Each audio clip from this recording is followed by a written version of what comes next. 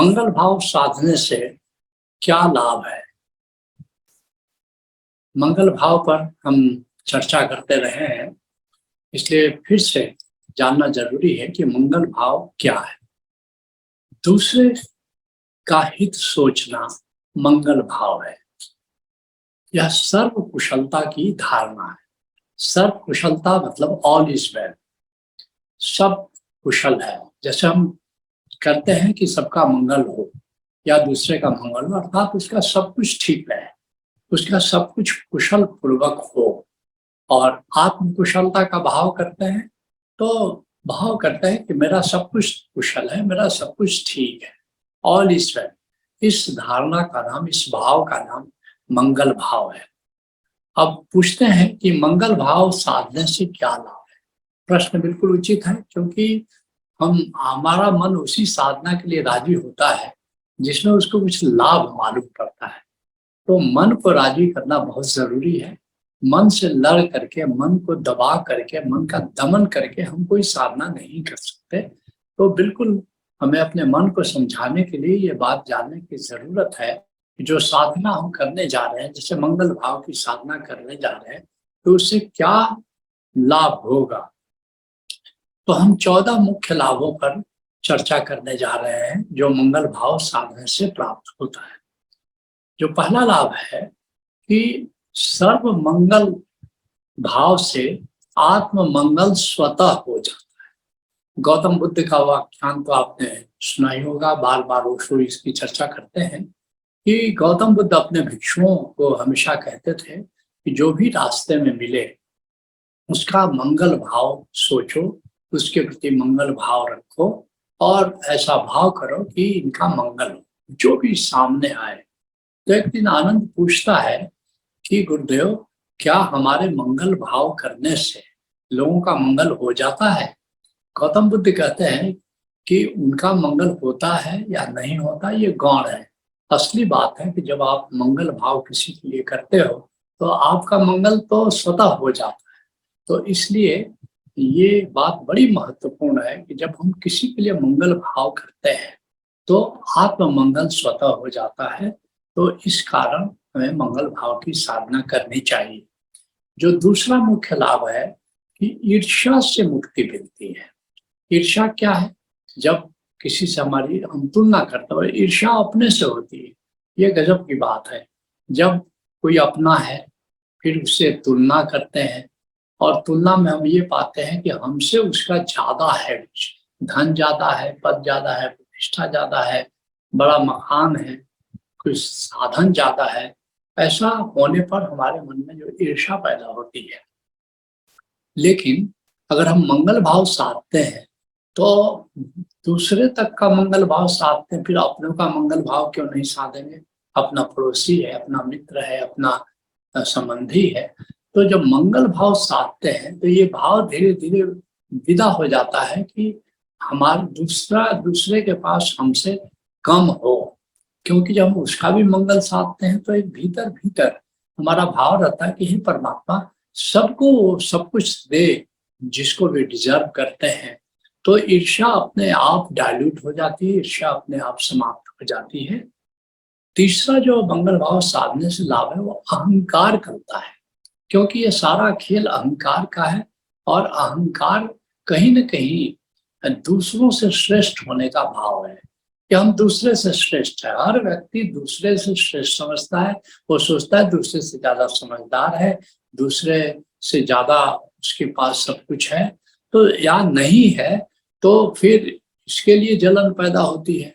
तो अहंकार में ही आदमी गलता है, आदमी ज्यादा रहता है। तो ये मंगल भाव जब हम करते हैं कि सबका मंगल हो, तो फिर दूसरे से श्रेष्ठ होने का ये भाव विदा होता चला जाता है और हमारा अहंकार गलता है और हम अस्मिता के तल पर, विवेक के तल पर जीना शुरू करते हैं। चौथा जो मुख्य लाभ है कि मन शांत होता है, क्योंकि जब हमारे भीतर अमंगल भाव होता है तो अशांति रहती है। तो जैसे ये मंगल भाव शुरू करते हैं साधना, वैसे वैसे हमारे भीतर से अशांति विदा होती है, क्योंकि हमारे भीतर भी मंगल भाव बढ़ता चला जाता है। मंगल भाव अगर कम हो जाता है तो अमंगल पैदा होता है। मंगल भाव जैसे जैसे बढ़ता है तो अमंगल भाव विदा हो जाता है, और अमंगल भाव के विदा होने के साथ ही साथ हमारी अशांति भी विदा होती है, हमारा मन शांत हो जाता है। पांचवा जो लाभ है कि सबके प्रति प्रेम पैदा होता है। ये गजब की बात है कि ये हमारे भीतर जो प्रेम की शक्ति है वही हमारे जीवन को संचालित करती है। अगर हमारे भीतर प्रेम की शक्ति है तो देखो कि हर कार्य में हमें सफलता मिलती है। तो अगर हम किसी के प्रति या सबके प्रति मंगल भाव साधते हैं तो उसके प्रति हम प्रेमल हो जाते हैं।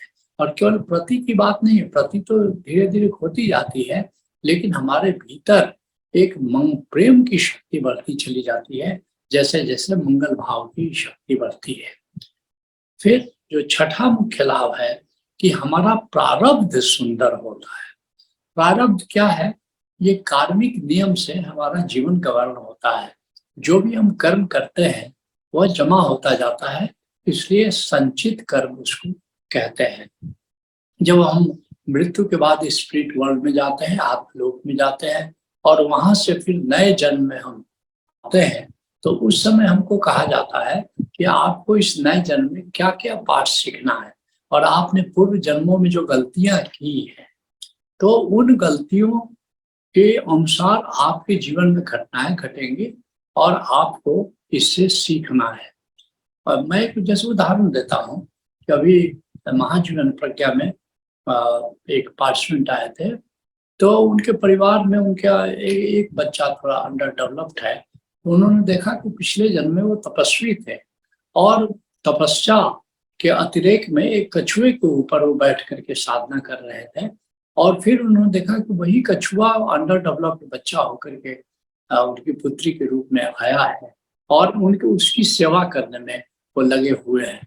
तो इसी तरह हमारे यहाँ जो महाजीवन क्या होता है, तो कई लोग अपने पूर्व जन्म को देखते हैं और अपने वर्तमान जीवन में जो घटनाएं घट रही हैं उसको रिलेट कर पाते हैं कि वो पूर्व जन्म में जो घटना घटी उसका परिणाम है आज उनके जीवन में जो घटना घट रही है। तो अगर हम मंगल भाव लोगों के प्रति साधते हैं तो एक सुंदर प्रारब्ध हम गढ़ते हैं अपने लिए। हमारा अगला जीवन भी एक बहुत ही सुंदर और सुरुचिपूर्ण होता चला जाता है। तो हम अपने सुंदर प्रारब्ध का निर्माण करते हैं अगर हम मंगल भाव में जीते हैं। जो सातवां लाभ है वो है जो लोग दूसरों की मदद करते हैं उन्हें कम तनाव होता है। आप देखेंगे जो दूसरे के लिए कुछ करने के लिए तत्पर रहते हैं बड़े खुश मिजाज होते हैं, और उनके भीतर जल्दी स्ट्रेस नहीं होता, तनाव नहीं होता। तो ये एक बहुत बड़ी बात है कि स्वार्थी को अधिक तनाव होता है, जो परमार्थी होता है उसके जीवन में इतना स्ट्रेस नहीं होता, इतना तनाव नहीं होता। तो मंगल भाव साधने का ये भी बड़ा लाभ है। जो आठवां मुख्य लाभ है कि अगर हम मंगल भाव में जीते हैं तो सुख की अनुभूति होती है।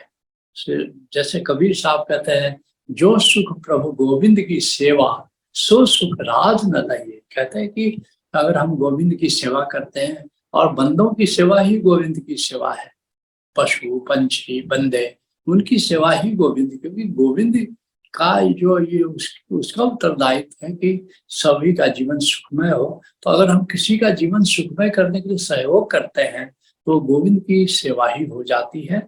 और कबीर साहब कहते हैं कि उसमें जो सुख मिलता है, परोपकार में जो सुख मिलता है, वो स्वार्थ साधने में वो सुख नहीं मिलता। तो निश्चित रूप से मंगल भाव साधने से हम सुखी होते चले जाते हैं।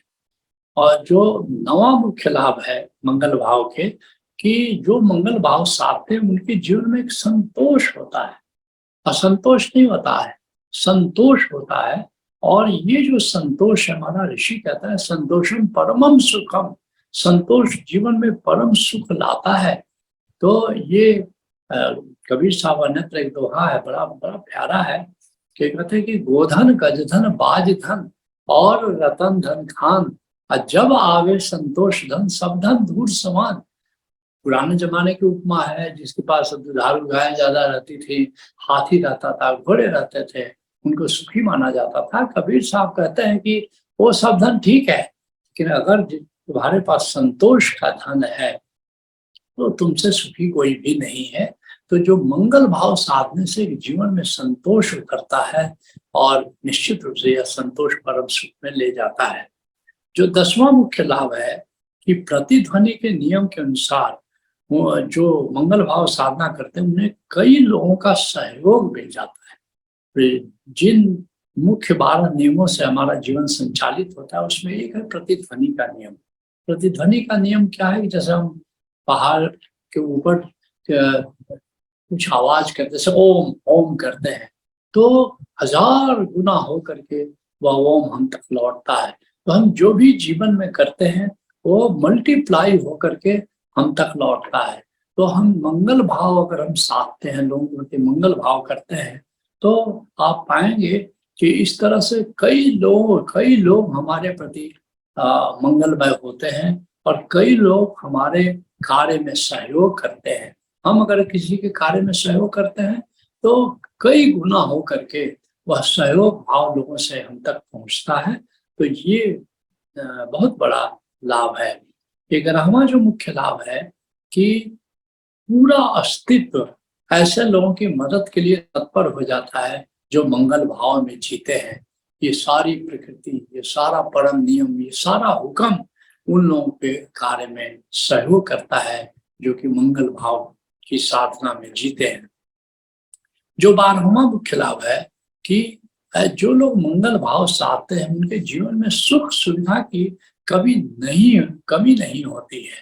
तो ये बहुत बड़ी बात है। जो परोपकार में जीते हैं, परहित में जीते हैं, दूसरे के प्रति मंगल भाव में जीते हैं, दूसरे के प्रति कुछ करने का भाव रखते हैं, तो उनके जीवन में कभी भी किसी सुविधा और सुख की कमी नहीं होती है। उनका जीवन चारों तरफ से भरा पूरा होता है। जो 13वां मुख्य लाभ है कि सर्व मंगल भाव द्वारा द्वेष से मुक्ति मिलती है। ईर्ष्या से भी ज्यादा हानिकारक द्वेष है। द्वेष क्या है कि जिसके प्रति द्वेष है, हॉस्टिलिटी है, हम सोचते हैं कि उसका नुकसान हो जाए।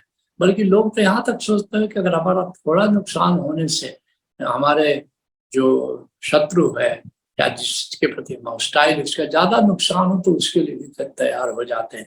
लेकिन जब आप मंगल भाव में रहते हैं तो शत्रु के प्रति भी मंगल भाव होता है कि हे परमात्मा, इसको सद्बुद्धि दे, इसका अच्छा हो, इसका भला हो। भले हम अपने हक के लिए लड़ते हैं वो अलग बात है, लेकिन उसका अमंगल नहीं चाहते हैं।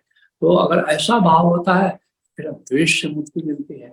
और अगर द्वेष से मुक्त हो जाना ये तरह से साधना की बहुत बड़ी बात है और जीवन में खुशहाली के लिए बहुत बड़ी बात है।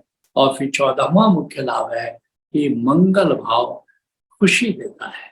आप उन लोगों को हमेशा खुश देखिएगा जो दूसरे के प्रति मंगल भाव में जीते हैं। और जितना मंगल भाव बढ़ेगा कि सबका मंगल हो, ऐसे भाव में जो लोग रहते हैं वो भीतर से बहुत ही खुश होते हैं।